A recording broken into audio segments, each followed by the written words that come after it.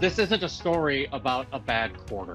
Diesel has spiked 41% in just 60 days earlier this year. The AI revised its own forecast upward of 37% in 5 months. And for fleet operations, the math is unforgiving.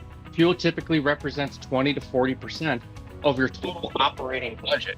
You can't control the market, but you can control what's happening behind the wheel. Now, I like this slide because it tells a story that every fleet manager knows, and that's aggressive driving behavior is one root cause for two costs that compound against each other every single day. Hard accelerating, speeding, and extended idling alone runs $4,000 to $12,000 per vehicle annually in fuel burn. So we're talking $9,000 to $29,000 per vehicle per year from one habit behind the wheel. You know, with us, when you look at that increase in fuel costs in 6,000 vehicles across the country, that has quite a huge, impact. The easiest thing is to look at it, well, that's one of the quickest things we feel that is easy to control, fuel. Can you tell us about your driver coaching program and then how does it work? Sure. Some of those, it's an ongoing, it's especially when it comes to driver coaching, every driver is different. The more experience a driver has, sometimes it can be the harder it is to change their behaviors. Some of those can take a little bit more time. Some of our newer drivers, that are newer to commercial trucking, they're a little bit quicker, to when it comes to the coaching. So every driver is different, which then means every coaching session is different as well. Something I hear quite frequently deals with governance within an organization. So what do your policies look like? But it seems like you guys are leaning very heavy on like positive recognition and just outreach and communication.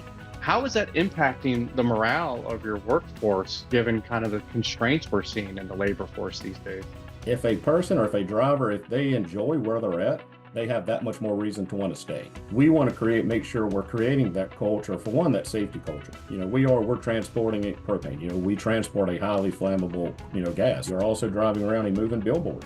So everything you do is an advertisement for AmeriGas, the good and the bad. So we want to make sure that we're creating that culture for the drivers that, one, they feel safe. They know that management, they do care. They're more than just a number. They matter.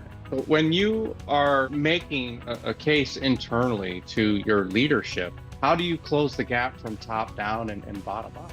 It's looking at it from a holistic, how do we paint this whole picture and everything that it impacts? And the more you can show senior leadership, the more that it impacts, not just one thing. We're not just focusing on fuel. If we can get another, couple thousand miles on a set of tires, that's a huge savings, to us. You multiply it times a large fleet. Those things make a big factor. So we work with our FMS to identify what else and where are all those other metrics. So that way we can paint the complete picture.